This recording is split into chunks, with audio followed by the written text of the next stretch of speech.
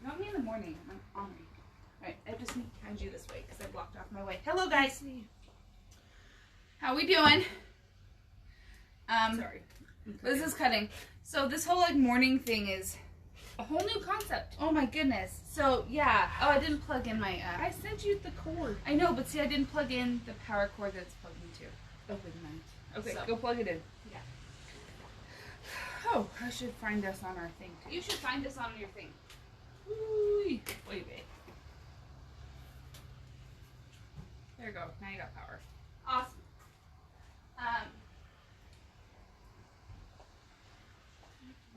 I figured if I stand behind a table, it doesn't matter what I look like, so I'm still wearing sweatpants.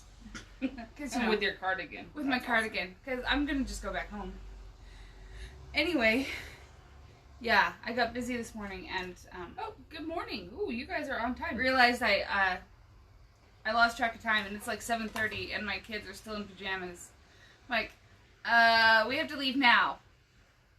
Because we have to get to your house and then here. And yeah, and we both live in Nampa, but different parts. So, yeah, it's good. Show up with 10 minutes to spare. Well, I did message her and tell her that the road was still closed. And she messaged me to tell me the road is closed because I haven't dropped my kids off at her house. She hasn't brought her kids like to my house 7 weeks, forever. or at least because of the shutdown. Like, this is our routine. I drop my kids off at Liz's house when I come to work. But that hasn't happened since mid-March. Mm-hmm. So, yeah. Okay, guys, really quick. I didn't put a link in the video because I wasn't thinking. I'm sorry.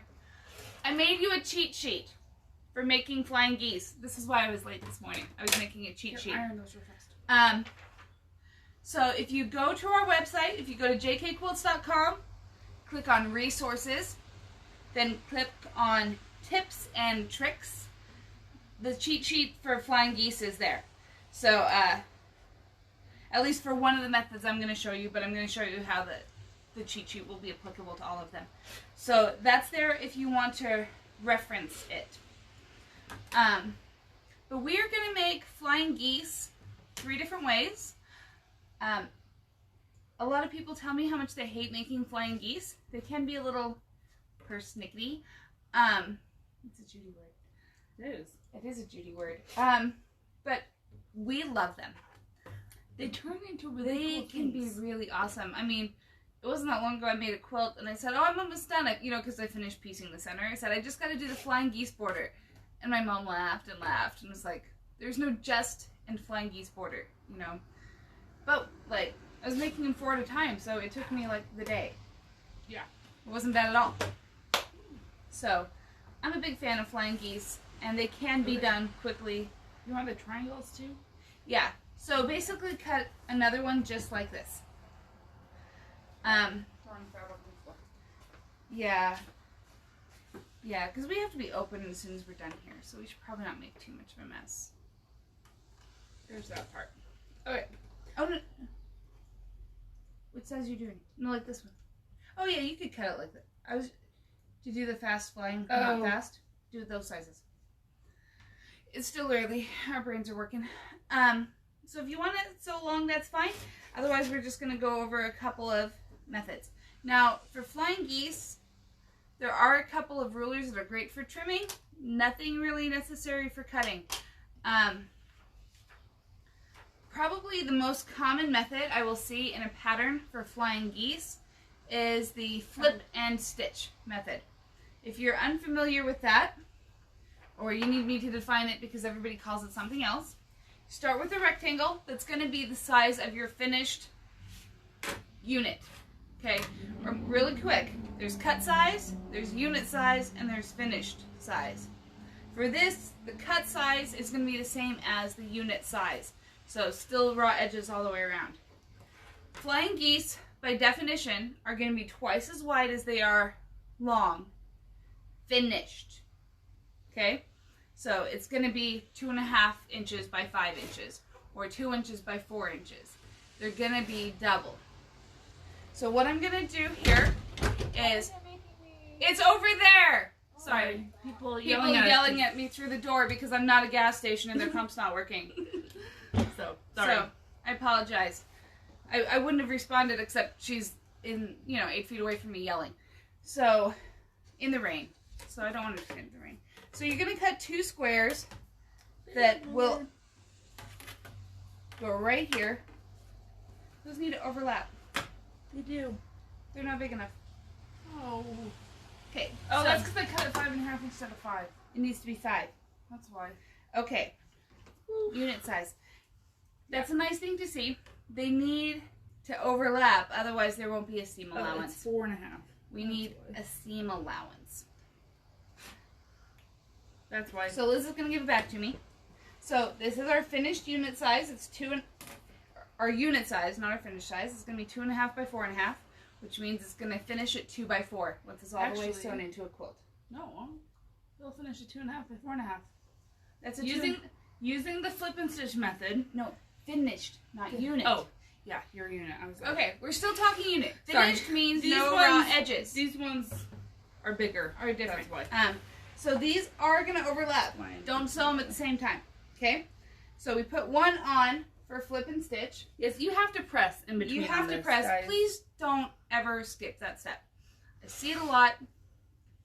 Sometimes you can skip between pressing. I mean, I have seen a lot of people who think, well, I can go ahead and do both and sew here and here and flip it out. No, you can't, because then the second one's caught underneath. So press, so press, so press.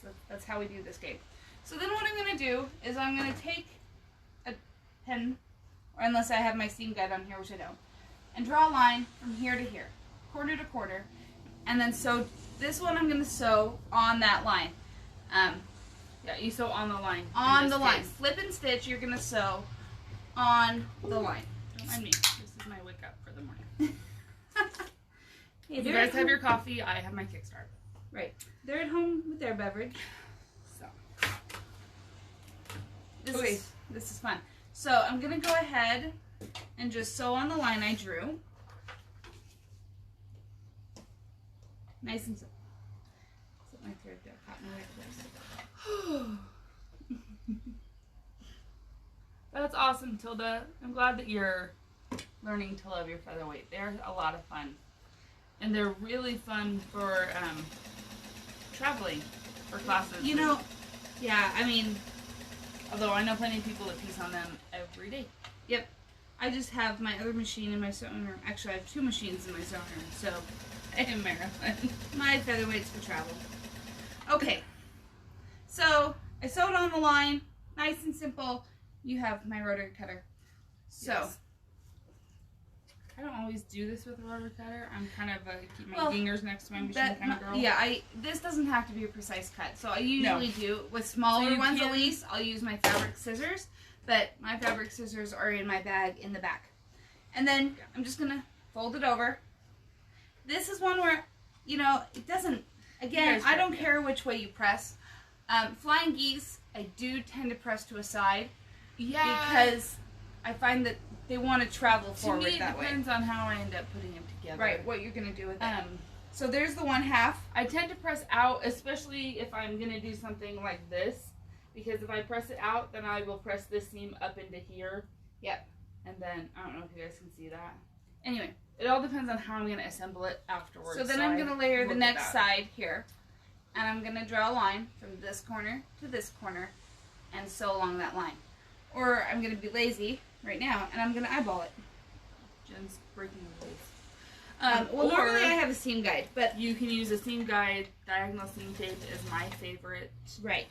Seriously, diagonal seam tape, especially with the method we're going to show you in a minute, think about is awesome. If you have a drop-in bobbin, yeah, that diagonal seam tape kind of sucks.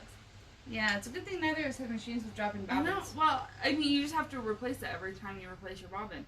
I didn't even think about that. Yeah. Until Marlia showed it to me at one of our last classes.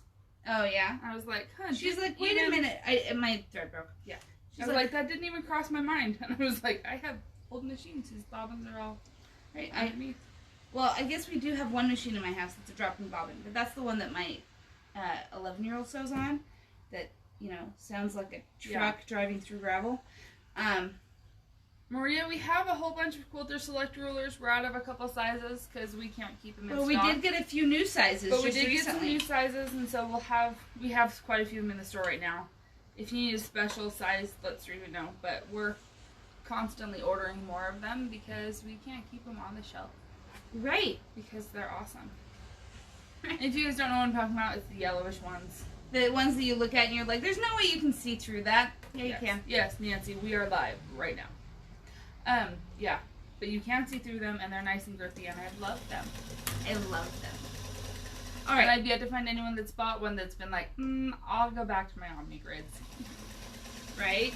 Creative grids, maybe, but not the Omnis. I'm gradually replacing all the Omni grids I bought early. Yeah, on in my clothing line. they're filling up our classroom, so that way everybody else has supplies to use when they do a class. Yeah, because we bring our older Omni I grids. bring my old rulers and donate them to the classroom. Oh, but I'm spoiled, so that's. You where know, that comes I from. like to tell people it is actually part of my job description to test new products. So then I buy myself new rulers. I have to buy new products to test them. So Okay. So this is number 1. If you do this well, your measurements should be right. You shouldn't really need much You in the way of shouldn't really need to squaring up. square it up. If you've trimmed it and That pressed being it said, and- anything's hard to do perfectly. I can see right here where I've got a little bit of a divot. It's because you eyeballed it. It's because I eyeballed it. Now, not a big deal. The one thing that But I would watch out for it good when to I put it square up together with the next thing. is it can look straight, but what she might have done is come up a little bit on this end or not be quite straight here. And so that's where when we square these up, it's really helpful because if your flying geese are off one direction, it's hard to line it up. Right, if you're doing with the several next together, piece. they might wander. If I'm lining this up with something, I, even after squaring it up, will like to use this side as my main direction to line Definitely. up to. Because I this know is it's true. straight and it didn't get manipulated. Right, it's the right length and it's straight. So that's, Yep. use a true side. Yep. Okay, the next method I'm going to show you is also my least favorite. This is the triangle method. This is You the know how much triangle we love method. Triangles. And we love triangles. No. No. Well, Um, sometimes they're necessary. sometimes they're and not necessary, fun. and that's fine. And I feel like it's important for you to know how to sew with triangles. Yes. Especially The first because thing I'm going to tell her to do is to starch it. I am. So I'm going to take these off of the board here and give them a spritz with my best press because we've broken the weave. Anytime we cut on a diagonal, we've broken the weave. And that weakens it, and it's really easy to make that stretch. So for that reason, we need to put the sizing spray on it. You're pretty accurate, but I'm not bad for eyeballing, but it's not in a perfect. little. It's a little low. I'm going to show you guys how to square these up using normal rulers. And then we can with show you this some one. of our favorite trimming Because rulers. I don't think you have to buy a wing clipper. They're good. There's some great rulers. They're for really squaring fast, but I do feel like it's important to understand the concept behind how to square it up, right? So that you don't necessarily need to go out and buy all the rulers. Because if you know how to match the right points, you can square it up with any ruler. Any ruler. Okay, so again, it's Much kind as of I love obvious rulers. here how this is going to get put together. We're going to put this on here. It's going to overlap. It's up at going to the top. overlap. Do that. So it needs to match on the bottom. I want this to match, and I want this to be flat. Again, because it's a triangle, it's not unusual for these to have wandered a little bit. This match the square needs edges. to match that, yeah. Like Liz said, square edges These should two line were up. on the square outside. We're a part of the outer square when I cut it into triangles. Yep, So those are going to be the straightest lines with the least give right. and the least manipulated. So that's what we want to match up. Now also, because I'm working with triangles here, normally something this size I wouldn't pin. I am going to put 2 pins in it because I've broken the weave. And it's easy for me to maybe push down a little too hard with my finger and stretch it a tiny bit. And I don't want to do that. You just have to be careful. So I am going to pin it. And now Yes, when you're going to start up before you hit the bottom right, piece. I'm going to start up here. Just do it. That's It's fine. okay. Now, why am I starting up here instead of down here? You know? Because it makes sense. Well, yeah, because it makes sense to my brain. It just always makes sense. But it's because of old habits. You know, I have, because not all of my machines are like this one with a pinhole. It's really easy for that's these right. points to get eaten by your sewing machine. Tiny points can get eaten where your needle goes down into your Which, a way to get around that is to use a leader ender, like what I've got here. Because then your threads don't go in. Because but then I even don't have tails. Points can go in. The points can get eaten. So, if I were doing several of these, I'd chain them. But anytime I have to start at a point, which I will, coming back here, I think it's really important to try and have a leader or an ender on there so that it doesn't get sucked down into the feed dog area in the bobbin casing of your sewing machine. Because we've all had that happen to us. And it's like, what did I do wrong? And then you start again, and then you have to cut out new pieces of fabric and rip it out and yell at your machine. And then we're yelling. So that's a way to solve that problem, is to use a leader or an ender. So yeah, you can always use a leader piece. That's really helpful. Anytime, especially if I'm starting on a point, I will have a leader piece. This is part of the reason Jen and I tend to work on 2 things at a time, because like right now I've got a block of the month that I'm way behind on, and I always have those blocks cut out and on a design board next to me, and I piece one piece of each of those blocks as my leader and ender. Right. I'm getting 2 projects done. So I'm working on a quilt that I didn't pay attention to how they wanted to do the flying geese, so I just cut, and my bad. And they're all flip and stitch. That means I have all these squares. Little triangles. Left over. Yeah. And if I square them up, they're 1.5 inch half square triangles, and I can do all kinds of fun stuff with that. So I have the stack of those next to me, and I'm using those as my leader enders. If you ever see Lori Holt, she uses, she takes her scraps and cuts them all into 2-inch squares, and gradually just pieces those together. She has them in a little basket next to her machine. And then there's always things that you can do. Borders. I've done lots of leader ender projects. Little patchwork projects. Like that. So it doesn't have to be that, but I mean, this is a scrap. It's a leftover piece of fabric. Over 30 I'm going to times. sew over it over and over and over again. Usually when I make a leader ender, it's like an inch wide. So it's that way you don't use a ton of thread. I don't use a bunch of thread, but it's the same benefit. Now, doing it this way, I've got this little dog ear here.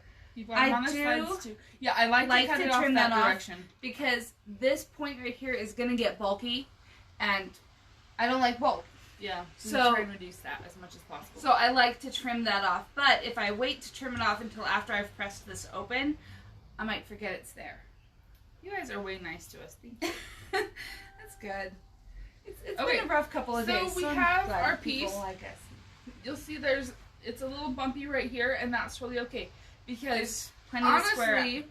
When making it this way, your measurements, like my squares here were 2 7/8 instead of 2.5. This guy's supposed to end up finished the same size as this one. And you can see there's a little bit of extra room. A little bit. So that we can square it up. And that's a good thing. This is another thing. I know Liz and I have mentioned that with half square triangles, don't skip squaring up. I feel the same way with flying geese. Don't skip squaring up on the flying geese. It can make a difference, especially if you're putting a lot of them together. Trying to decide what ruler will show us best. That's a 2.5, so that should be good. Yeah, I was looking for You're a little skimpy on it. That's okay. Sorry. It's hard to, you guys, seriously, sewing standing up, it's hard. It's hard to be accurate. If you guys do it all the time, I'm missed. Okay. This is our unit, right? This is our ruler. This is not a fancy ruler. This is just an anybody ruler, okay? So what you'll notice... It has our name on it. It has our name on it. That makes it fancy. And it's Creative Grid, so they're good. What you want to know, there are 3 points you want to look at when squaring up flying geese, okay? This one up here, this one, and this one. This block is supposed to finish 4.5 inches wide. Unit. Okay. This unit is supposed to be 4.5 inches wide. There we go. There you go. So, we're a little narrow. Sorry, I hope you can see this. You're fine. But that's okay. But what I want to know is, what is the very center point of 4.5 inches? Well, I'm a math person, so off the top of my head, that's 2 1/4. Okay? If you don't know, do the division on your calculator. On your phone. Just do it. So, this center point I want at the 2 1/4 mark right there. But I want my seam allowance. And so I'm looking for this 1/4 inch mark right here. So that point needs to be at the 2 1/4 mark, 1/4 inch down, so that I don't lose my point. Now, the other thing to look at is where this point is. So that's right there on the point, but look at this one. See how it's dropped? So what I want to do is I want to pick that up a little bit so that this one's exactly at 4.5, which is where I want my unit to be. This one's at 0. That's at 2 1/4, down 1/4 inch. And the end, make sense? Yeah. Okay. Sorry. It's good to get an idea of where things are supposed to be, because if you can put those 3 points of your ruler on there, now keep in mind you can't trim 3 points at a time. But then I can go back. So her first line up here, she's got this at the corner down here. She has this one over here where it needs to go, but it's not going to get cut. I'm not going to cut it right now. But right now she's going to trim to this side and that side. Because we want to make sure those points are on the bottom corners, because otherwise you're going to blunt your goose's wings. Your goose's wings. So you'll notice if you look at the guide. So Jen's block is a little scant on the sides, which is totally fine. Honestly, because I feel like I always have more problems when I do this method. And I'm sewing standing up, so. And I'm not perfect, so take that for what it is. Okay, this does happen a little bit with the flip and stitch method. The flip and stitch method should come out pretty darn accurate. Unless it's, I mean, if anything, I know this sounds like really persnickety, move over a thread's width. You might sew just a little bit Just scant. a little scant. Not a lot scant. Sometimes when I say scant, people jump to 1/8 of an inch. No. Like move over a thread width or 2. Okay. And that's it. Most of the time, sewing a scant seam will make you more accurate. Just simply because Jen goes over this in her 101 class, your thread takes up space. Okay? And so does your fabric. fabric. When you draw that line on exactly, so I'll tell you what I do. So I draw the line corner to corner, and then I sew right on the inside of my line. On the inside. Like right next to it, but on the inside of it. And, well, the outside, I guess, which direction am I taking? It depends on which way so you sew. I sew on the scant side of it. Just, my line's right there, right on but the edge. I'm right next to it. And that is a scant seam. And what that does is it allows that little bit of room for the fold in the thread. Because every time you fold your fabric, it takes up space in your fabric. Every seam takes up space in your fabric. Thread doesn't disappear. It's this fun fact where it's physics. Matter doesn't disappear. Yes. It will never disappear. No matter what we do, the matter that is here will all still be here. So it's also why when we do itty bitty piecing, we press open because it eliminates that bulk. But it's not just the bulk, because if you think about me having to fold over this way, I've got a little hump. Because now I've got 3 layers of fabric there instead of 1. 3 layers here, 1 here. And to make that hump, I'm coming up like a 64th of an inch and going over. And you do that kind of stuff over and over and over again, and you lose accuracy. So if you sew, seriously, there's a lot of patterns that say use a scant 1/4 inch for everything. I pretty much use a scant 1/4 inch most of the time. But by scant, I mean, seriously, you draw the line, the point of my needle is right next to it. Yeah, they're buddies. There's no space between them. So those are your 2, and one at a time flying geese methods. And honestly, when we say this, like scant and stuff, this is something you gotta practice. Yeah. To get a feel for what's right feels like. It's practice. And maybe practice is scraps of fabric. It's not on a project. Don't feel bad about it. It is something that takes some learning to get to. All right, now we're going to talk about my favorite method. This is Fast Flying Geese, also known as No Waste Flying Geese. No Waste Flying Geese. Yeah, there's no little corners to clip off. I like them because we make 4 at a time, and we don't waste anything. I don't flip and stitch, and I don't have to work with triangles. So I will oftentimes, I see a pattern, they want me to make a gajillion flying geese, and I figure out what the finished size. Marker? It's right here. Pink is not good on pink. I figure out what the finished size is of the flying geese they want me to make per the pattern, and then I kind of forget their cutting instructions and use these. So I made this cheat sheet. It's on our website, and I'll post it here in a little bit. It's under resources, tips and tricks. So I have 4 columns here. Here's the finished size. Remember, that's all the way sewn in, no raw edges. So generally speaking, when you're looking at your pattern, unit size is what you're going to look at. Because it'll tell you your flying geese is supposed to finish at 2.5 If by it doesn't 4.5. say in there, I mean, it should say, like, you know, square it up to 2.5 by 4.5. Trim to. Okay, that's the trim number. to 2.5 by 4.5. That's the number you want. So whatever number you can get out of your pattern, finished size, your unit size, that's why I included both. Okay? And then it tells me what to cut. I'm going to cut 1 square to make the geese. And that's the pointy part that's flying through the air. And then I'm going to cut 4 squares to make the sky. Those are the side triangles, okay? There's a fun little, I put the calculation on the bottom so that if you need to make a size that's like 2 3/4 by 5.5, and I don't have that on here, I'll show you how you can calculate that for yourself, because you can do this for any of them. It's a really basic calculation, and I find it really helpful. And every now and then I do need one that's 2 3/4 by 5.5. It's a weird size. It is a weird size, but sometimes it fits. So our method, it's on here. You cut 4 background squares, sky squares, and 1 big goose square. Okay, we're gonna do 4 at a time, but we're only gonna put 2 of the background squares on the first time. Okay. Right. So I lay them on right sides together, up against my background. They are gonna overlap. They need to. They overlap. have to overlap. Okay. If they don't overlap, It doesn't work. we don't end up with this area on the top to go into our seam allowance, and we lose all of our points. Right. We don't get a seam allowance. Okay. So we need a seam allowance because it's still a unit. So then we're gonna draw our line corner to corner, and I pin this sucker because I got 3 pieces to deal with instead of 1. 2. So I pin it, and so now, but this line we are not going to sew on. We are going to sew 1/4 inch, the scant 1/4 inch, on either both side. sides. Both sides. Both sides, not either. Now, It gets said Okay. both ways. I know, but It kind of drives me nuts but because people I think will tell either me and it sounds and then it's optional. like, so which one? I know, and then it's like that's what I hear too. It's like I'm like both. So both is sides. Both. Both is a clear answer. Anyway, this is one where we're saying a scant 1/4 inch, and that's right. Don't go too scant, because if you go too scant, Because then we're gonna have too big of a piece next time. well, and we're gonna lose the seam allowance at the top, so your geese are gonna have blunted noses. Yes. So, okay. By scant, I mean a thread width. Maybe 2. Maybe 2. So yeah. So I've got my 1/4 inch So foot, what I'm and doing- I like have my foot on the line. Here's a fun idea.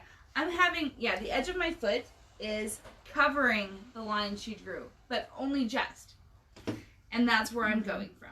Okay? Thank you. Glad I grabbed this ruler. I use this one more than the other ones. Really? Because I gotta cut the longer lines. Oh, that's true. The 6.5 doesn't work for Yeah. that one. It's a good thing you and I are both ruler shopping today. I know. This is my new ruler and taking it home. I'm very excited.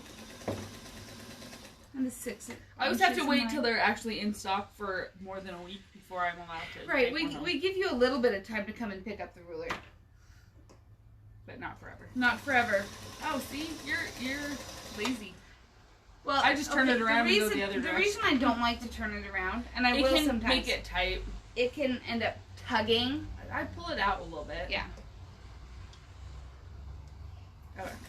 So, So but then generally when I'm doing these, I have like 8 of them, and I'm doing all at once. So, yeah. then I just chain piece them. He was serious. Okay, I like to, you can't really tell on here, and Jen did it. I start where on the piece, the background piece, it's overlapping and going down, because then I don't have it potentially trying to pick up on me. Right. When I'm going the other way. You know, and honestly, it's one of those things that I do it's without become thinking about habit. it. I don't think about it. That's because I don't want to push up on this with my foot when I haven't already sewn it So down. when I have to come back the other way, it's already sewn down one direction, so even pinned, it's less likely to pop back It's up. mostly because we like to work fast, and so we don't like to have to think about too many things and run into problems. We're kind of efficiency psychos. Right. Okay, there's really what's special about the ruler I'm taking home. It's a 6x12, which is just kind of a fantastically awesome size. I have one at home that's a similar size that I find that I use all the time. But it's not a Quilter Select. And I am now officially in love with all Quilter Select rulers. Mm-hmm. And so now I get to have a Quilter Select ruler of this size that I love. Yeah, the last time we had them in stock, they kind of flew out. Yeah. Okay, so now we have a fun little heart shape. And this is when people tell me, what did I do wrong? You can press either direction, but I recommend pressing towards the sky on this method. For some reason, it just always ends up feeling more accurate. It does. I mean, but that's the way I press most of my flying geese. But this does not look like flying geese. Right? I love it. When I teach this in my Quilting 101 class, people are always like, okay, what did I just make? Because that's not flying geese. Anyway, so I'm going to take this guy and I'll show you if I put right sides together. I love it. Okay, so now we have our little heart unit. I'm going to draw the line and then I'll show you guys. If I can find a ruler. We have some of those. I know, right? One or two on the table. Struggling. I'm not going to wait for it. I'm going to draw this line. Okay. Well, you can do that one while I show them what we're going to do. Okay. Okay. So, this step, so now I've got our heart. I put another background unit. So you have to do this twice. Jen's doing the other one right now at the machine. Put this on, draw a line, and then I'm going to pin this again. And then she's going to sew 1/4 of an inch on either side. Both sides. And then we're going to cut this again. And then this unit right here will make 2 flying geese. The other one she's got makes 2.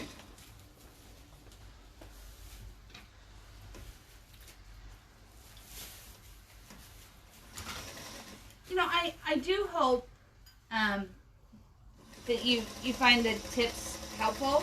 I mean, I felt like I was saying this like 5 times last night because I was like, well, I kind of made up what I'm doing, so you're welcome to ignore it. But it's what works for me. So I don't think there's necessarily a hard and fast way to do everything. I just think the more you do it, the more you find what you're comfortable with. Yeah, this is true. Okay, alright. So I don't need the design board. You don't need that anymore. Take your meter. I'm gonna turn it around after I finish the stitch. Okay, so we just cut on the line, open it up, and press it. And now, kind of like when we did the triangle method, we got points hanging out, but it's only one direction. It's not 2 on the top, like the triangle method. We didn't have to trim the dog here before and adding those will get clipped off when we square the sucker up. Yep. Maybe. Yep. Jen's threading a needle. But she's in the way of the iron, so sorry about that. That's okay. But you guys, the cool thing about this method is I do not have a pile of little triangles. Nope. They go in the trash can if you're at my house. Well, and honestly, because I use that seam tape. What's diagonal seam tape? I don't draw lines. I don't draw the lines. So when you can cut out the drawing the line step, it's fast. Yeah, it makes these a lot faster. And that's why, like, seriously, I recommend a seam guide of some sort. Whatever works for your machine. So Jen and I use the diagonal seam tape. But it is washi tape. So if you have a drop-in bobbin, yeah, you're going to have to replace it when you But it's a whole roll of tape, and then you can just use it over and over again. It's washi tape. Okay, the rulers that we're going to talk about next, these people love. They're called wing clippers. Okay, there's wing clipper 1 and wing clipper 2. They just do different sizes. They do different sizes. This one does 9 and this one does 10. And it has instructions if you're right-handed or left-handed. So for our lefties out there, they might come in handy. They thought of you. But this one, so this one looks at their 2-inch, 3, 4, 5. This is your whole inch increments. And this is your half-inch increments. So the wing clipper 1 looks at, like right now, we're doing 2.5 by 4.5 inch flying geese. So we need the clipper 1. Right. Which is, those are your standard flying geese measurements. Where the finished unit is gonna, well, we trim it to the 1/2 inch, but the finished unit is a full inch. Yeah. On the bottom and top. The wing clippers. Did you want this? Yeah. I already bought it. Oh, Jen's buying this ruler too. We're having a ruler shopping day. So I've been meaning to buy both, but last time I taught my class, everybody bought one, and then there weren't any left over for me. So. Okay. So guys, this is gonna do what I showed you can do on another ruler, just without all the extra lines. okay? So you can see this ruler. It has my 3 points. Your 2 bottom points. If you go up your 1/4 inch where you want your point to be, and then your 1/4 inch up. Does that make sense? Sorry, I feel like that sounds confusing. So what I want to do is I want to fit my triangle of my flying geese right inside that triangle. See? And then I would trim around the edge, and then I'd come over and then just measure it 2.5 or 4.5. Yep. So they are really useful for trimming both directions. But I have to get used to trimming upside down. Yeah, you have to do it upside down, which is hard for my brain because when I do it manually, without a special ruler, I trim it the other way. Now, you'll see there's not a ton to trim off here. That's just fine. I am still trimming. I am still trimming my corners. Luckily, this one was pretty square. Those little tiny points that come off. But what this is going to do is it's going to get those tiny little inaccuracies out of the picture. Now that I flipped it over, I don't know if you can see this. My X is exactly at this intersection right here. Up there. So that's super awesome. Now, if you struggle with getting them just right, here's my tip for you. Make them big. Yeah, you can make them bigger and size them down, and then you'll have more to trim off. So if you wanted to make the 2.5 by 4.5, and you're struggling getting them to take up the whole space, go up a size. I mean, go up a 1/4 inch all the way around. Or 1/4 inch all the way around. Or even an eighth. Add an eighth. Because that's what I do with half square triangles always is add an eighth. Well, so for this one, the equation is a little different. But yeah. So you can't just add an eighth. But what you would have to do is add a 1/4 to your goose and an eighth to your sky. Yeah. That's how you would size it up a little bit. These should be pretty accurate. There shouldn't be a ton to trim off.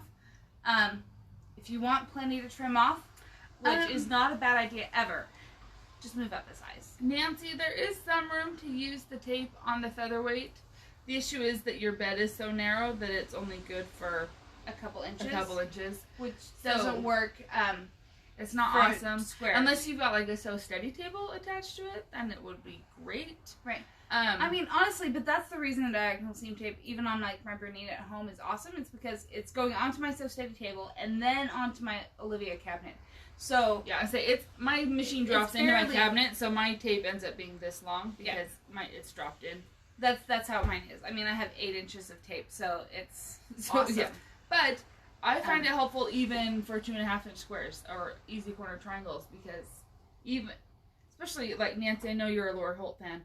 Lori Holt piecing, you're doing 1.5 inch flip and stitch corners all the time. Right, and that would be useful on here. It's sufficient on doing like 5 inch flying geese, it's not going to do anything for you. Yeah, it won't really help.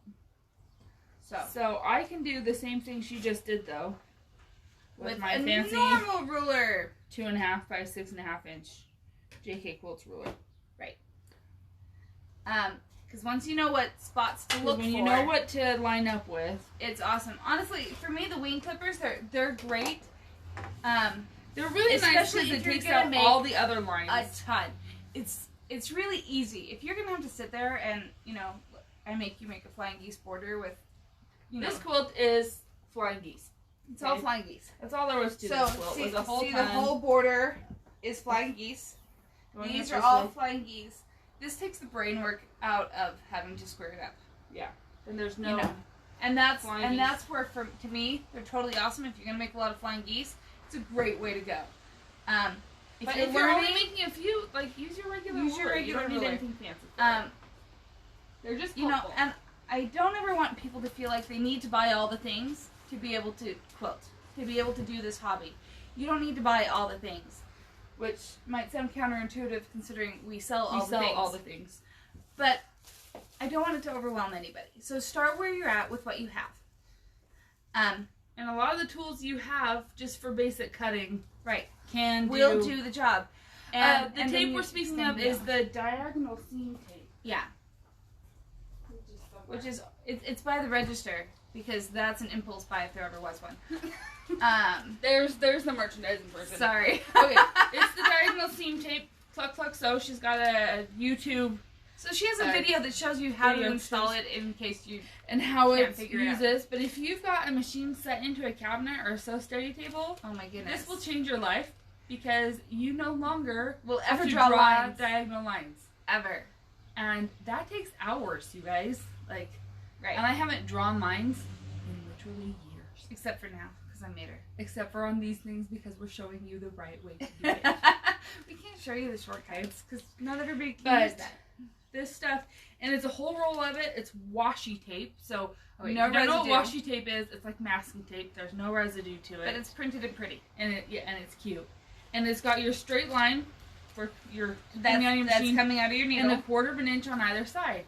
And if you do half square triangles or any sort of triangle in sewing, you put your tip down at a 1/4 of an inch on either side. Anyway, she'll show you how to use it. If you're drawing on the line or sewing on the line, so if you're doing stitch and you use the red line. It's called diagonal seam tape. It's $7.99 for this spool of tape, and it is a game changer in terms of time saving.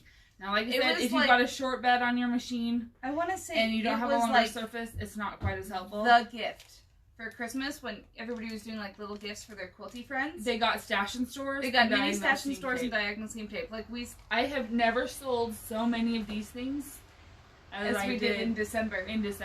This and a gift card and diagonal seam tape were like the item. I mean, because they're a great little gift. They're a little splurge. And they're awesome. All right, Tilda, I'll set it aside for you. Yeah, we order it by like the 20 rolls because we go through it. Yeah, although we're running out. We're going to have to order some more again. Right. Okay. Anyway, so these are flying geese. I don't want anybody to feel afraid of them because... Like I said, go to our website under resources, tips, and tricks. You can get this little handy dandy conversion chart, right? On how to do it the no waste forwarded time way. The what's the word? Equation basically at the bottom to tell you how to calculate it out in case you need a random size that I don't already have worked out. Because 1 3/4 or something isn't. But we also go through the steps on how to make them. So the instructions are there as well as the and then you can be like Jen and make adorable tiny flying geese for a bag. It's so fun! I think that should be our free pattern in June. You totally should. Oh, I thought you were little bias tape makers. You think I should write it up? Yes, write it up. Okay. Because that's freaking... Do you guys want this as a free pattern? Isn't that fun? A little QB bag with flying geese. It was totally, simply, like seriously, it's scraps from another project that I just couldn't bother to throw away. Totally you. Okay, it had to become a bag. We're gonna put the shop back together so we can open today. Yeah, because we gotta open. So if you're local, come on in, get out of the rain. In 45 minutes. In 45 minutes. We gotta put the shop back together. We're not, I mean, we got fabric yesterday. Oh, do you want to tell them what's new? Ooh, okay. So, Bloomington arrived the other day. Last week I showed you. I even already made a table runner out of it because it's so pretty. And by the way, this charcoal bias stripe is the prettiest binding I've ever made. And I've made some really pretty bindings because, well, I love stripy bindings.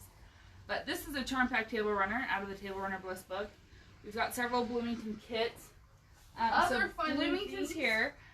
We got a few Halloween bolts yesterday. And I'm going to grab them. 3 of them are glow in the dark, y'all. Hold on. We got to do Halloween, then you can talk about that. Except 6 full bolts are heavy, guys. So here's your totally traditional Halloween. This one, and this one. So these 3 are on top. That white that you see glows in the dark. So wouldn't they be fun for like trick-or-treat bags? Yeah, that's what we bought them for. Totally, trick-or-treat bags. Trick-or-treat bags. We have way more Halloween coming though, so that's just a start.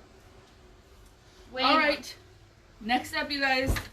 Been waiting for this. If you guys remember Abby, it was a line from Sue Daly at Riley Blake, and it had the cute little girls on swings, kind of with a gray background. This is Abby's garden. It's a redo of Abby, and it's adorable. We've got a cute little girl, but she's all prettied up and in the garden, which is fun. And there's this awesome little border print. How cute is that? So we've got fat quarter bundles and layer cakes. It's got your pinks and grays and your beautiful blues. And there's a super adorable panel. And Sarita was bringing it to me. I got it. But you guys, this guy gets fussy cut into English paper piecing patterns and I just need everything. It's just adorable. How cute And then is this is the Abby's Garden panel. Cut that up. Make Make some it pillows. pretty. I mean, put it in your quilt. But she's got like cute little quilts on it. I really liked her last pattern from from Abby's Garden with the hexagons and the fussy cut little girls, and I think I need to do that out of this one. In a field of roses be the wildflower. I kind of love it. Right. So this is the new Abby's Garden panel. These all just arrived yesterday. Like after we closed, so it's not even. They're on not our even in the computer, so you can't order it online yet. Give us a day. I mean, we got to put the shop together. So and run it today and get the website right. going. So, but super fun stuff, and we've got a few other things that should be here very soon. Adorable. And you know, because we got new stuff, we had to get new shelves to put them on. More shelving. Bet you guys didn't think we could fit more into this building, and yet we do. It's our All the time. It's our superpower. Apparently, I don't know. All Or right. we're insane. One or the other. Anyway, thanks for All joining right, us thanks this for joining us this morning. We'll do next week. We're planning on We'll next plan on next week. I don't know what we're doing yet. Assuming our husband's schedules work out. Today was a little crazy. Today Sorry, was Eric. a little crazy. Sorry, guys. My husband's currently doing conference calls with 7 kids in the house. So, Right. hopefully he's surviving. We'll see how well the Anyway. 11-year-old babysits them. Thanks. I'm glad you're liking the new layout. We're having fun trying to... Make it all work. I mean, And not have to move. right. 'Cause that makes I me mean, tired. we still have another year on this lease. But Yeah. I don't even. I mean, it's not even just a move. It's shopping for location. Say, finding a new location. It's brutal. I That's- mean, anybody who's bought a house knows that. Yeah. It's Yeah. worse with commercial real estate. Commercial real estate's worse. I bought houses and I would rather do that 10 times than go find a new commercial location. commercial location. All right, guys. We will talk to you later. Okay. Thanks. We'll Have see a ya. good day. Bye.